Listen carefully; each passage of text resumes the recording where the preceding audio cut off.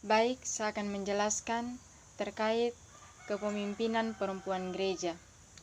Nah, menarik ketika kita bicara kepemimpinan dan tentu di sini kita melibatkan gender dan juga gereja begitu sebagai institusi di satu sisi.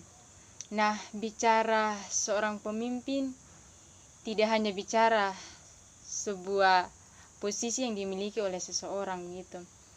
Tetapi lebih dalam, di dalamnya juga bicara sebuah tindakan, action, dan di dalamnya ada tanggung jawab dan kesadaran. Ketika seorang pemimpin, dia punya rasa tanggung jawab dan kesadaran itu, maka dia sungguh menghayati keberadaannya dengan melihat konteks dan kebutuhan jemaat. Nah, kemudian ketika kita bicara pemimpin dan kita hubungkan dalam lingkup gereja, maka ya kita tidak hanya melihat gereja sebagai sebuah institusi di satu sisi, atau kita hanya melihat gereja ya sebagai gedung saja, tetapi lebih daripada itu kita juga memaknai bahwa kita tidak melupakan makna eklesia itu sendiri, yaitu orang-orang yang dipanggil keluar dan menjadi milik kepunyaan Allah.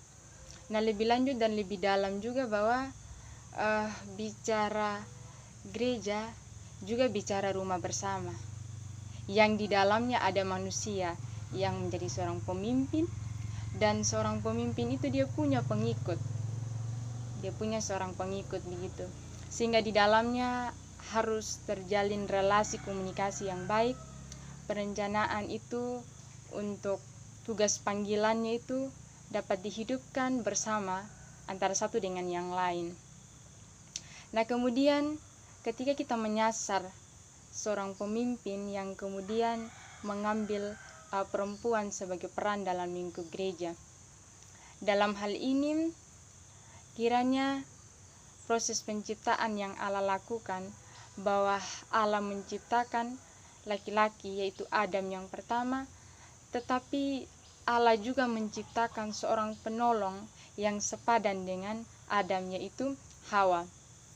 Dalam hal ini kita bisa melihat bahwa perempuan dan laki-laki itu tidak hanya dinilai dari segi biologis, ya, mereka memang berbeda, laki-laki dan perempuan itu berbeda dari segi biologis, tetapi laki-laki dan perempuan itu setara dalam dan segambar dan serupa dengan Allah begitu.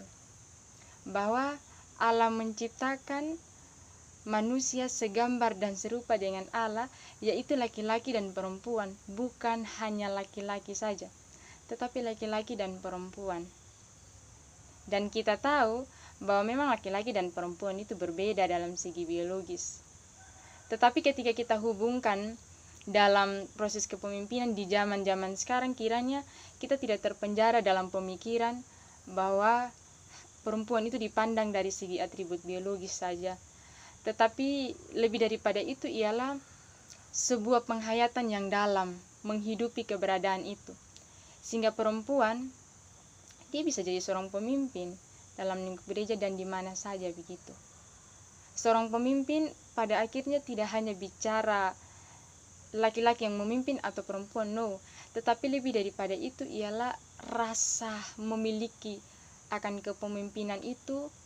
Dan beberapa poin secara singkat yang bisa saya sampaikan adalah peka terhadap realita dan juga merangkul realita itu untuk terus menghidupkan esensi kasih itu dalam lingkup gereja, sehingga kepemimpinan yang hidup dalam gereja dia tidak menyasar hanya dalam ranah internal, tetapi juga ke ranah eksternalnya, menjangkau lebih dalam kebutuhan jemaat, tidak hanya dari segi spiritual saja, tetapi juga identitas jemaat sebagai warga kerajaan Allah dalam lingkup gereja dan warga kerajaan dunia di luar gereja sebagai masyarakat, itu betul-betul disasar begitu.